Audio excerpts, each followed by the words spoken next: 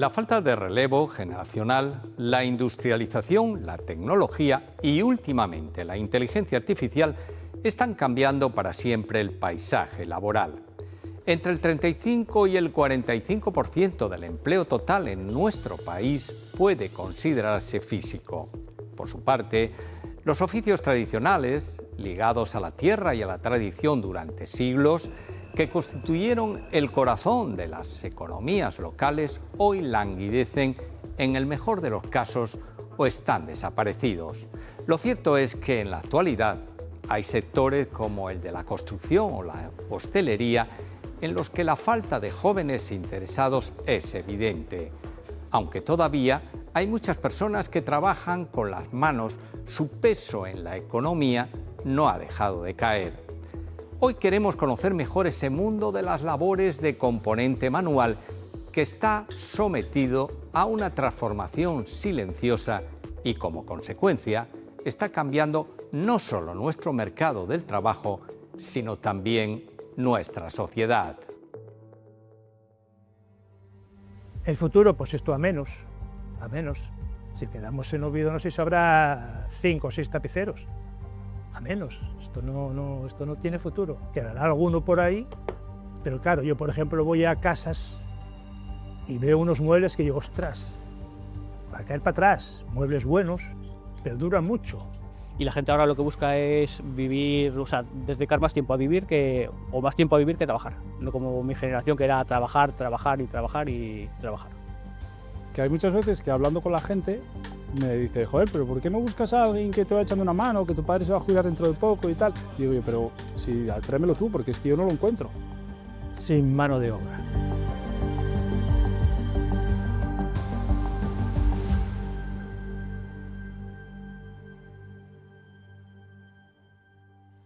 La globalización y la producción industrial han abaratado los productos, haciendo difícil competir a quienes trabajan de forma física y artesanal. A esto se suma la digitalización y el cambio en los hábitos de consumo. En medio de esta transformación silenciosa, los hay que intentan recuperar lo hecho a mano. Pero, ¿a qué llamamos hoy un trabajo manual? Yo creo que vamos a una definición casi de vínculo del trabajo manual con el trabajo artesano, ¿no? Porque hace años, había más trabajos, más ocupaciones que se hacían con las manos. Eso se ha ido sustituyendo, cada vez hay más máquinas, más robots que hacen ese trabajo que antes se hacía con las manos y era mucho más habitual. Ahora lo que tenemos es que el trabajo manual se empieza a convertir casi en un trabajo artesano, que añade valor por haberse hecho precisamente con las manos. La gente se da cuenta que, por ejemplo, una buena FP da más facilidad de encontrar empleo que muchos títulos académicos, ¿no? Esto poco a poco se da cuenta, pero es una cosa que en el pasado fue, yo diría una desorientación, un error estratégico de haber orientado a toda la juventud, a toda una generación de jóvenes hacia la universidad como la gran puerta para un buen empleo, buena vida y en calidad, etc. Y se ha producido un desajuste entre la demanda real en los mercados de trabajo y la formación. La antropología nos ha demostrado que la evolución humana se disparó cuando empezamos a usar herramientas. En Asturias viven actualmente unas 1000 personas de la artesanía, sector minoritario con el 70% de autónomos residiendo en el mundo rural. La tecnología no es que esté enfrentada a la artesanía, no es que una sea referente al pasado y otra referente al futuro, sino que realmente nosotros vemos que la tecnología es una herramienta más para seguir trabajando con los oficios. Sandra y Javier pertenecen a un gremio que fomenta la concienciación del oficio en edades tempranas. Es ahí en el sistema educativo donde se puede prestigiar el conocimiento manual. Parece que socialmente estamos igual un poco más predispuestos a tener un título universitario, a ser más tecnológicos, te lleva el sistema educativo, igual te lleva ahí, pero realmente todo lo que lleva el sistema educativo igual no es lo que demanda la sociedad, porque si demandas oficios para mantener nuestra sociedad, pues ahí tenemos un punto de discrepancia. Pues el trabajar con las manos y el desarrollar el oficio me hace más feliz en todos los aspectos, desde el tema vital de que trabajo en mi casa, soy mi propio jefe, desarrollo mi creatividad. El trabajo con las manos siempre proporciona un beneficio emocional diferente, ¿no? Es un canal de expresión, sobre todo para la gente que somos artística, y luego también pues, todo lo que supone lo artesanal, ¿no? Que es la paciencia, el trabajar despacio, la conexión contigo mismo, ¿no? Con tu interior. Es un trabajo de introspectiva también. La artesanía no es que sea más cara que otro tipo de productos, sino que simplemente tiene un desarrollo manual, tiene una impronta del artesano, tiene, como dice un amigo nuestro, un compañero, tiene alma. Entonces, todo eso tiene un valor. La gente lo aprecia y yo creo que sí. Realmente, también es verdad que hoy en día todo nos lleva a una industrialización y una producción en serie, todo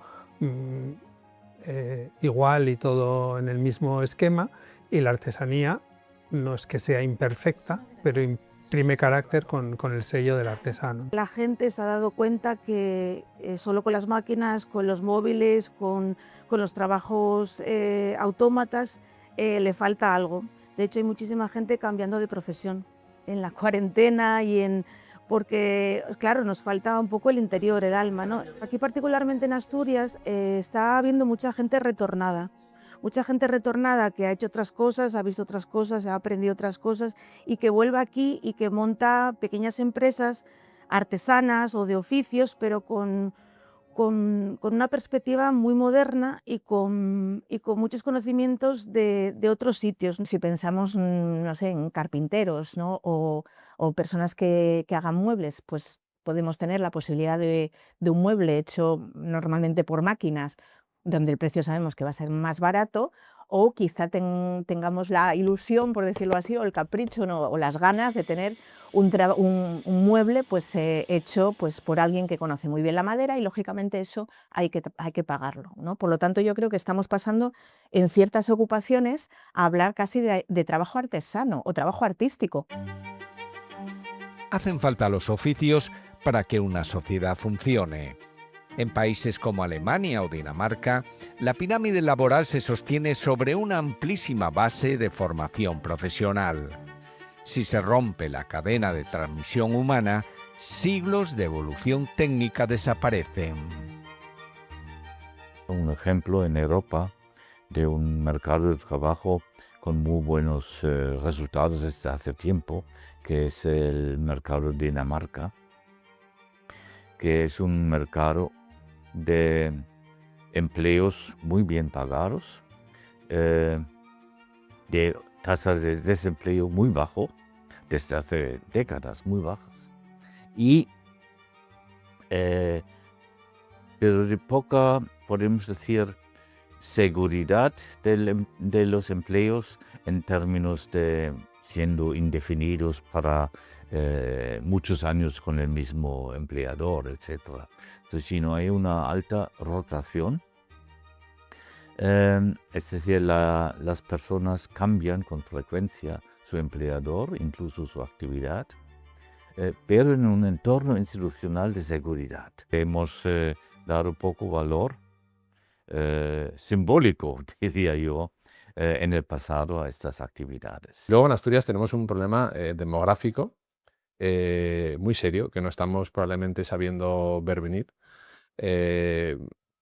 Por dar alguna cifra, en los años 70 en Asturias nacían 20.000 asturianos aproximadamente. Este año en Asturias nacen 4.500 asturianos. Toda esa generación de los años 70, que son los baby boomers, los llamados baby boomers, se jubilarán a lo largo de la próxima década, y eso va a suponer pues, que 117.000 asturianos van a salir del mercado laboral. En ese mismo periodo de tiempo, 29.000 entrarán. Eso, así por hacer una proporción, significa que por cada 4 personas que van a salir del mercado laboral, va a entrar una. Y estará la tecnología que duda cabe para ayudar, ¿no?, a sufragar, evidentemente, y compensar, en cierto modo, esta caída, pero es un problema ya simplemente de relevo generacional. La mayoría de estos trabajos no están desapareciendo.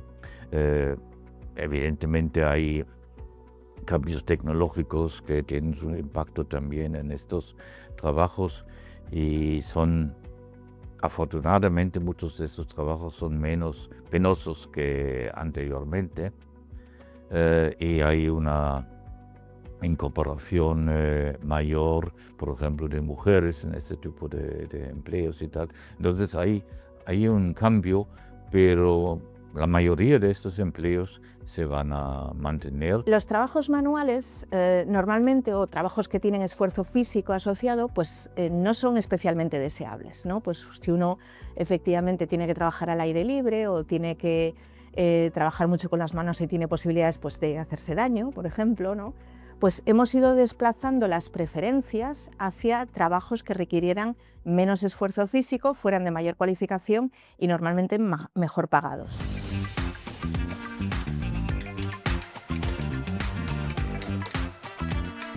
Los trabajos manuales en general no están valorados.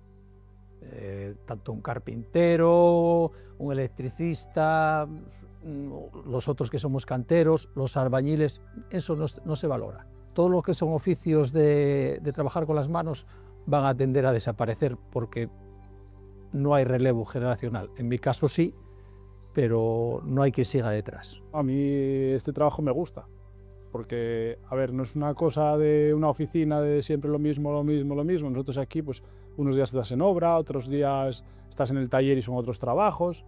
No sé, a mí siempre me llamó la atención. Los cinceles y punteros van cediendo terreno poco a poco a la maquinaria en el ancestral oficio de cantero, una profesión de la que apenas quedan relevo y especialistas en Asturias. Jesús heredó de un maestro gallego la pasión por trabajar la piedra, un arte paciente y creativo que con los años logró transmitir también a su hijo Alberto. Yo creo que sí que es un trabajo fino, pese a lo bruto que pueda parecer. Sí, totalmente de acuerdo. Porque en obra, cuando estás haciendo un muro o tal, es una cosa así como muy bruta, piedra, pasta, tal.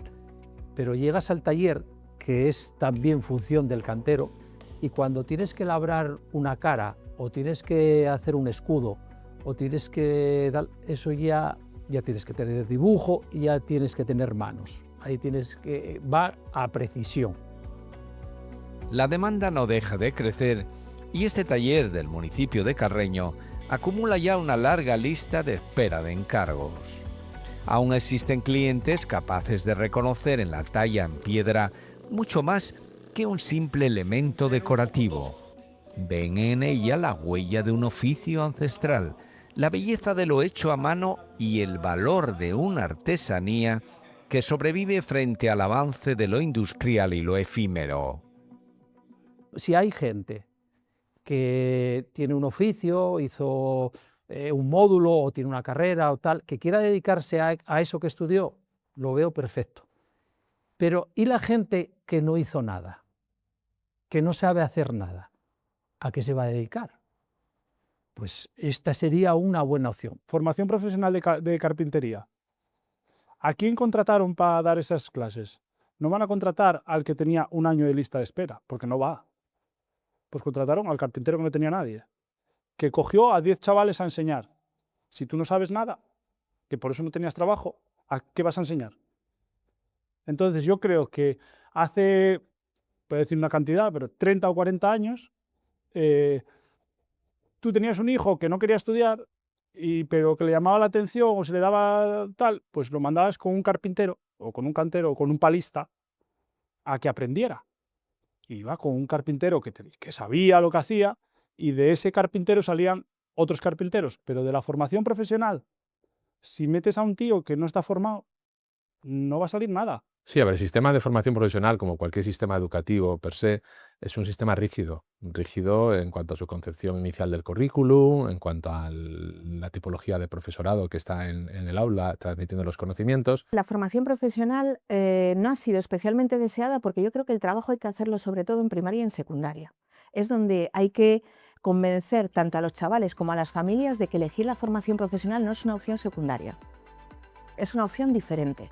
Entonces, si tú tienes, si un chaval o una chavala le gustan determinados oficios, determinadas ocupaciones, pues es mejor que haga FP porque es ahí donde están ese tipo de oficios o ese tipo de profesiones que quiere desarrollar. Tenemos que dignificar el desempeño profesional en el sentido de que las condiciones de trabajo tienen que ser buenas y atractivas, o de lo contrario, nadie estará dispuesto a ser transportista profesional, nadie estará dispuesto a dedicarse al mundo de la hostelería y a algunos otros sectores porque salarios, horarios y algunos otros parámetros chocan con una nueva filosofía de vida que creo que está impregnando un poco a la sociedad.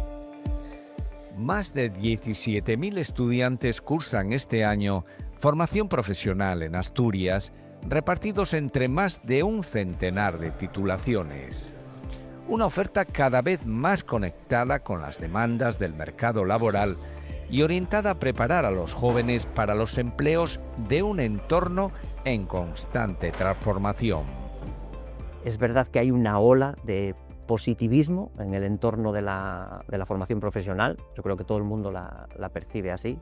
Podemos decir que estamos de moda, pero evidentemente con tareas que acometer y ajustes importantes para que esa ola, yo creo que el efecto arrastre que ha creado el nuevo marco regulatorio que tenemos en la formación profesional es positivo, pero hay mucha tarea por delante para diferentes agentes, para que esa ola, evidentemente, hay que surfearla, hay que aprovecharla.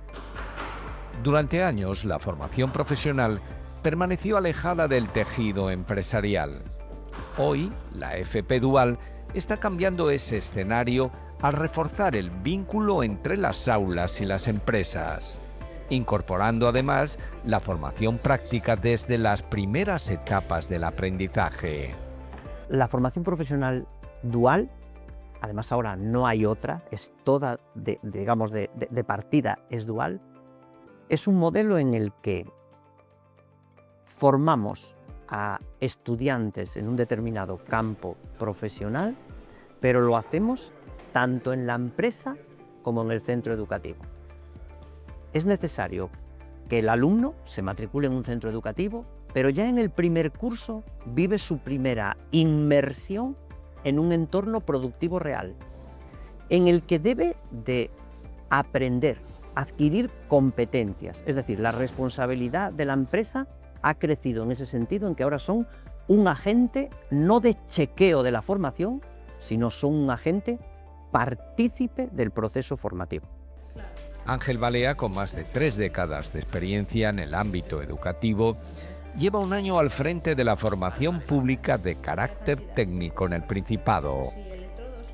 No se trata de enfrentar a la universidad y a la formación profesional, ni muchísimo menos, porque son complementarias. Es decir, hay que buscar un modelo híbrido. Ahora que los coches más vendidos son los híbridos, en educación creo que también hay que hibridar las opciones que los jóvenes deben de ver, pero deben de verlas con prestigio. Hay que prestigiar la formación profesional. Sé que hoy hay un mensaje positivo, pero aún así todavía hay cierta sensación de que el mundo de los oficios tiene un techo y tu desarrollo profesional nunca llegará a ser el mismo que por otras vías, como la universitaria.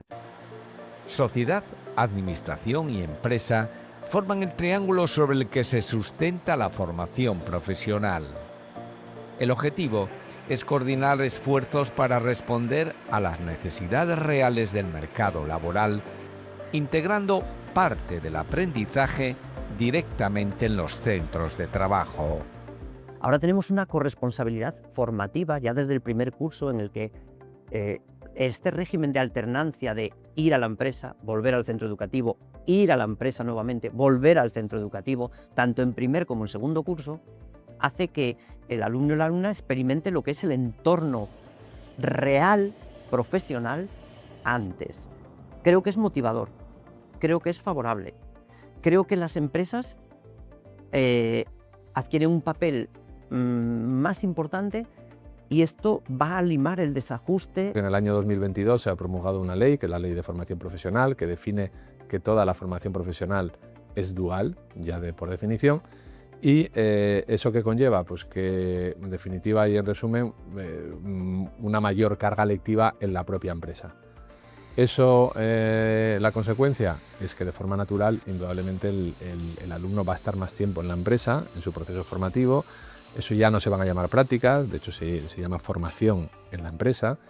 Y yo creo que este diseño va a ayudar a que efectivamente la realidad que van a ver en los alumnos en esas empresas complemente muy bien aquella formación que están dando en el aula. La necesidad de la formación profesional dual, porque en otros países da muy buenos resultados y particularmente para un país como España, que tiene la tasa de desempleo juvenil de las más altas de Europa, y la mejor forma de combatir esta lacra es ayudar a los jóvenes a incorporarse en el mercado laboral, en el trabajo, lo antes posible. La formación profesional dual es la mejor forma, el mejor instrumento y, repito, con muy buenos resultados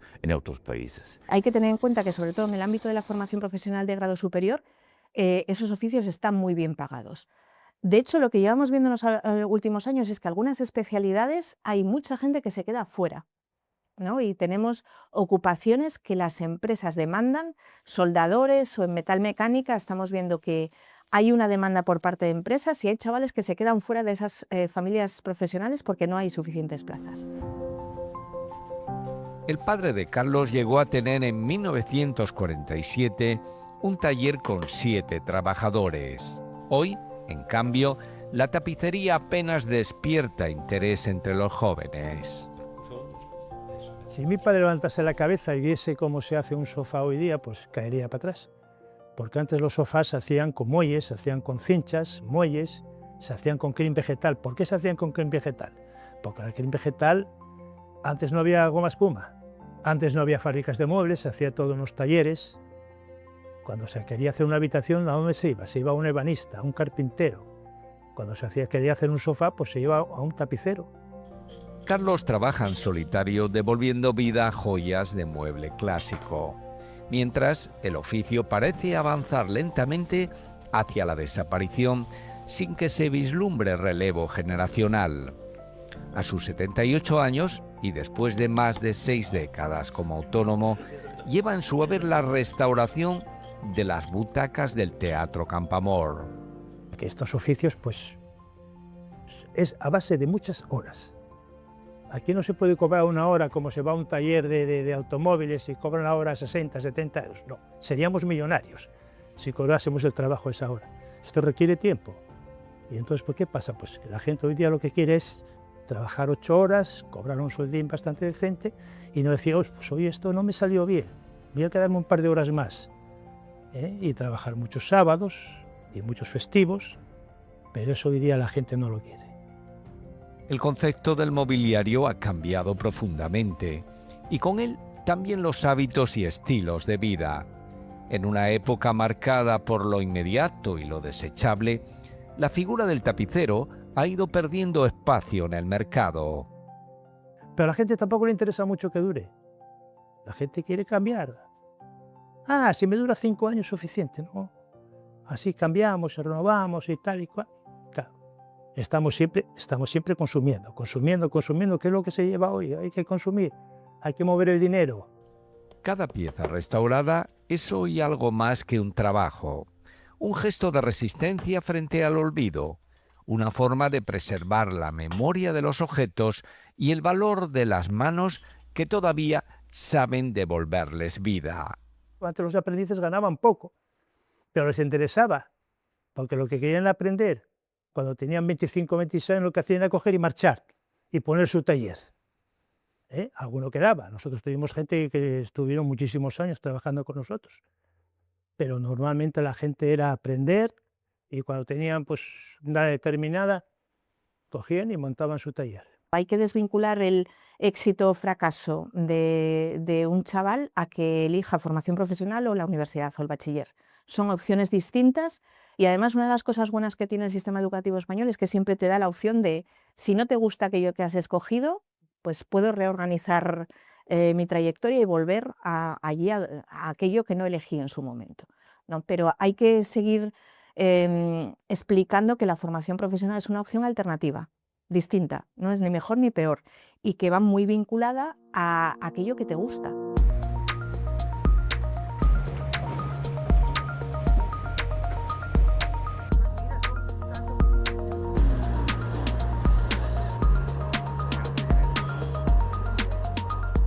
Aquel albañil que empezaba la casa desde abajo y te la terminaba, digamos que ha desaparecido en gran medida. ¿Qué existe ahora? ¿No? Pues especialización. Tú haces esto, yo hago lo otro, pam, pam. Se aumentan los rendimientos ahí, entonces quizá con menos gente puedes llegar a hacer más. Pero las evoluciones han sido pequeñas. ¿Por qué?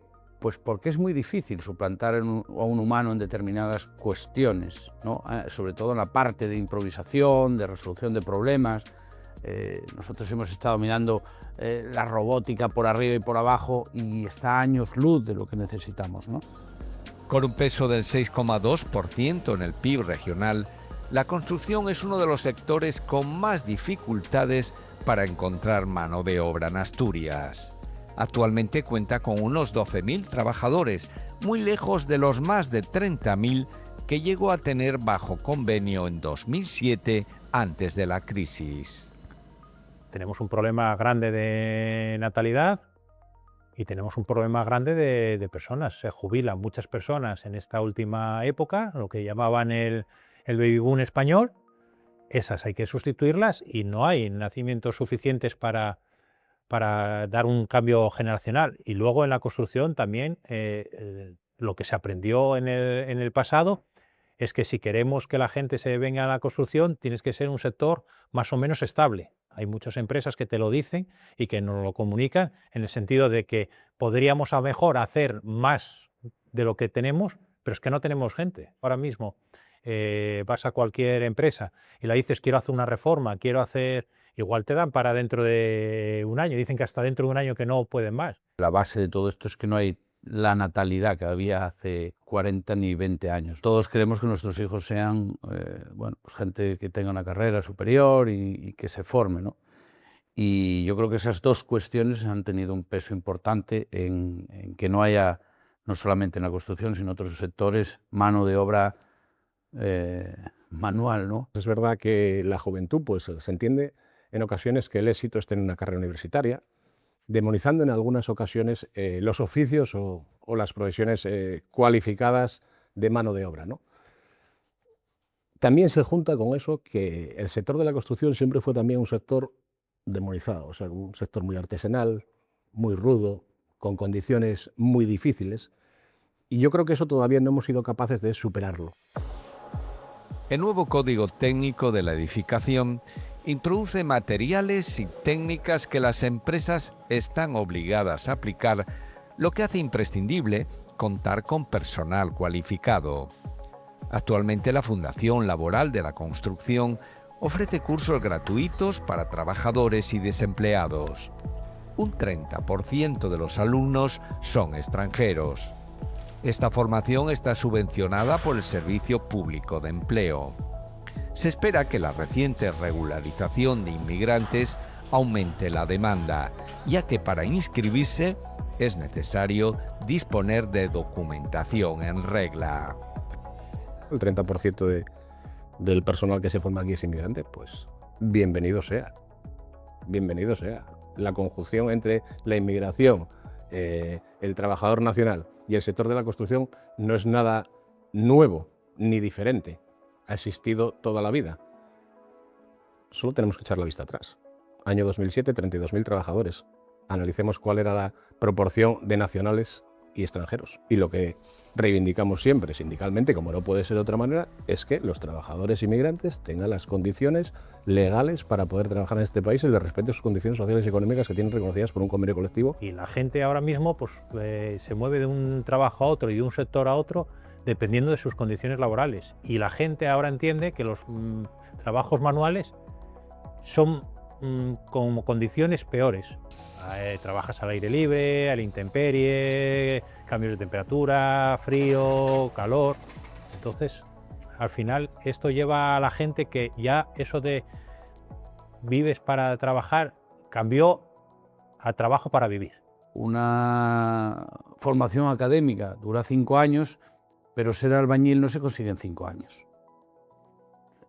Necesitas más tiempo. Hay muchas cosas que hay que aprender, hay que verse en muchas situaciones, ¿no? Para saber ser un albañil, digamos, autónomo en una obra, ¿no?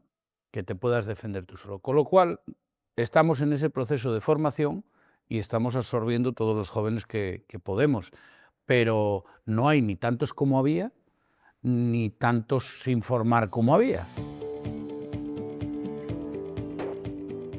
En Asturias hay cerca de 1.900 empresas dedicadas a proyectos inmobiliarios y de infraestructuras. En los últimos años, el sector avanza hacia modelos de construcción industrializada, una fórmula que permite reducir tiempos y abaratar los costes de ejecución. El año pasado, el 25% de los alumnos formados en estos centros de la Fundación Laboral de la Construcción eran menores de 35 años.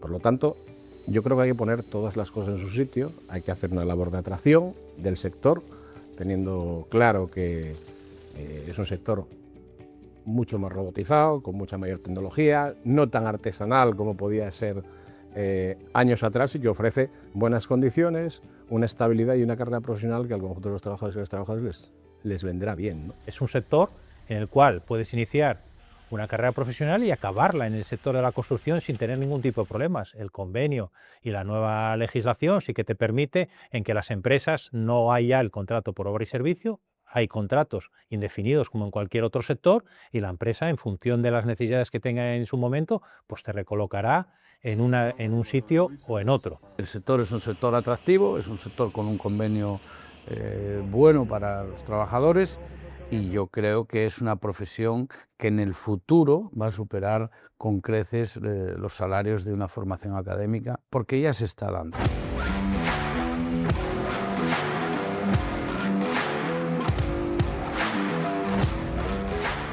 Nosotros tenemos, por ejemplo, una industria con un convenio de metal que es probablemente el mejor que hay en el país.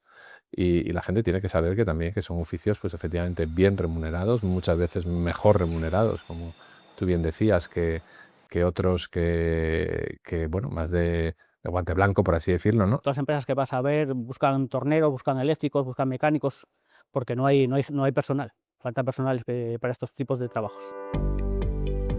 Antiguos trabajadores de una empresa auxiliar de la minería levantaron un taller en Mieres dedicado a la reparación de motores y al mantenimiento electromecánico. Uno de los principales problemas es encontrar gente que tenga estudios en formación profesional, tanto eléctrico como mecánico o electrónico, y luego también hay gente, pero poca, y luego gente que sepa que esté ya de trabajar, eso sí que es más complicado. Javier, director técnico del negocio, reconoce la enorme dificultad para encontrar bobinadores y electricistas cualificados. En un sector donde el relevo escasea, aumentar la carga de trabajo se ha convertido casi en una operación de riesgo por la falta de mano de obra.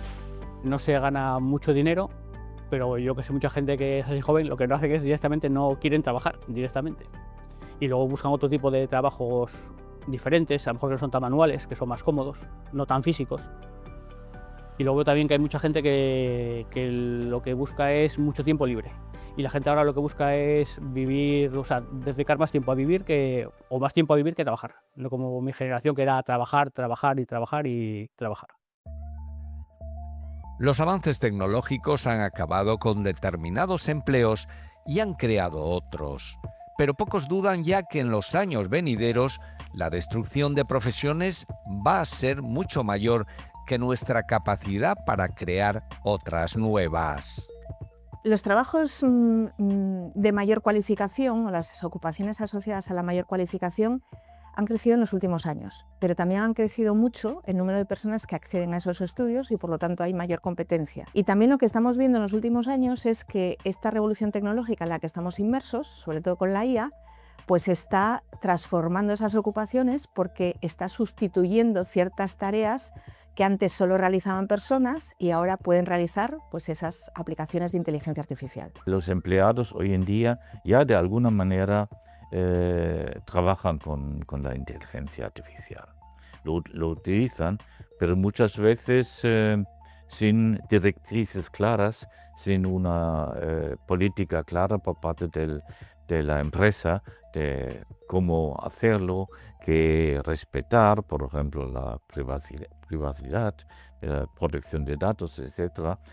Hay muchas cosas problemáticas que requieren una regulación y no están, en muchos casos no están, sino muchas veces incluso los propios empleados que están utilizando estos instrumentos lo ocultan o lo hacen en secreto, lo hacen casi para ellos, sin comunicárselo a los superiores. La industria produce millones de objetos perfectos, idénticos y fríos. Frente a esa monotonía, el trabajo manual aporta singularidad. En el mercado actual, los productos con huella humana han pasado de ser considerados toscos a convertirse en artículos de lujo y exclusividad emocional.